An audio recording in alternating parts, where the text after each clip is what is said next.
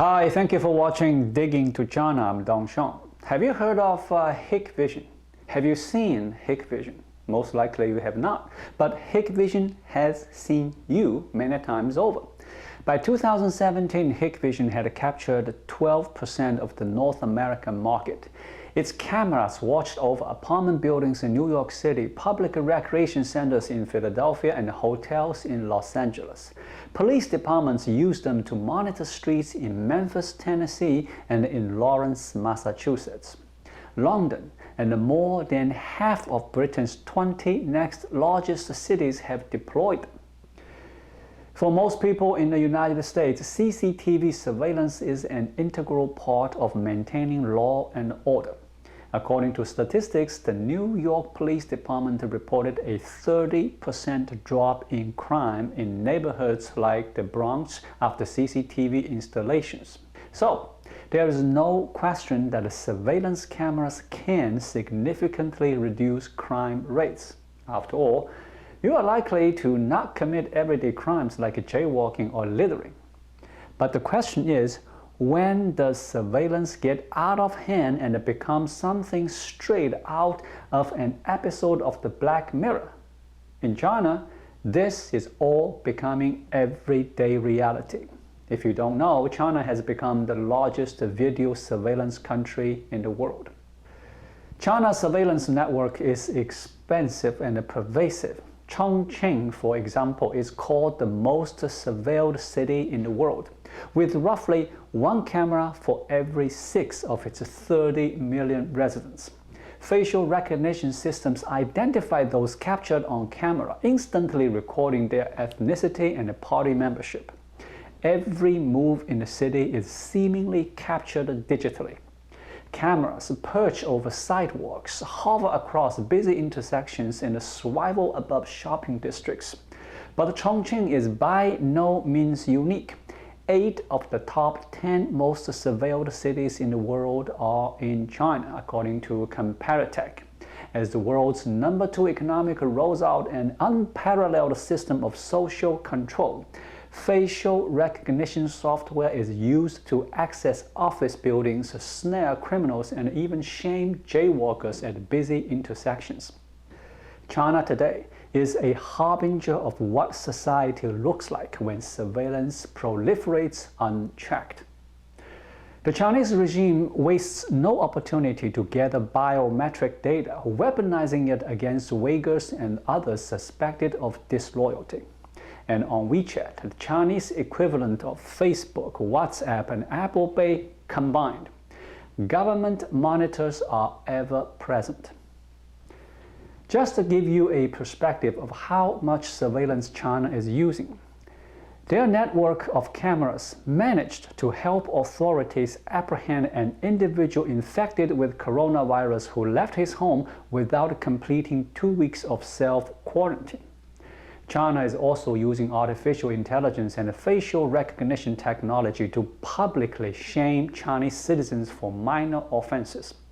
For instance, if you jaywalk, CCTV cameras with facial recognition technology can take a photo of you, match with your government ID, and post it on giant screens on the city streets to embarrass you for breaking the law. Although it's easy to see the positive side of this technology, you can't overlook psychological and behavioral manipulation linked to constantly being monitored.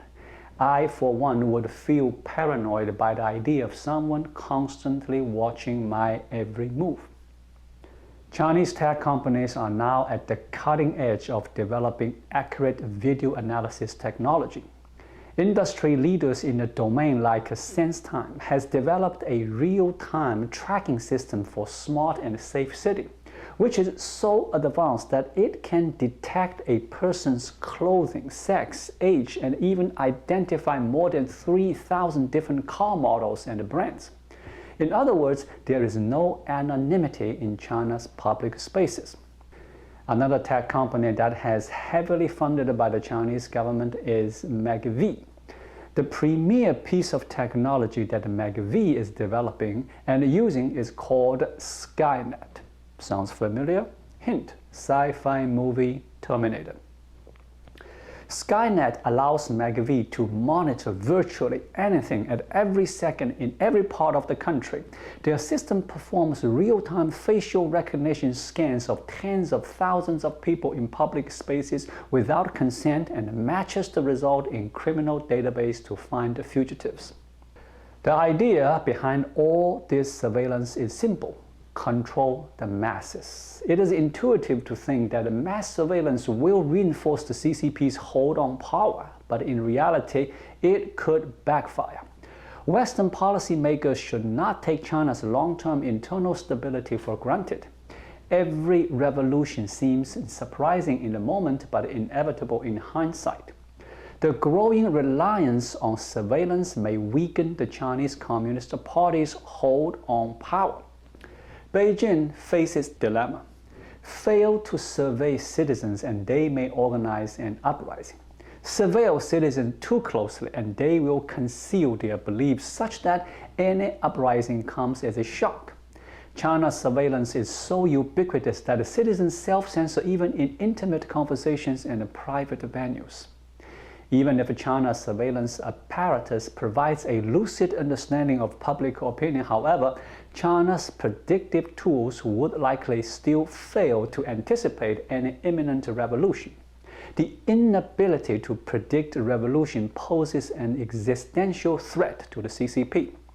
Surveillance and high-tech analytics offer an enticing but ultimately illusory solution.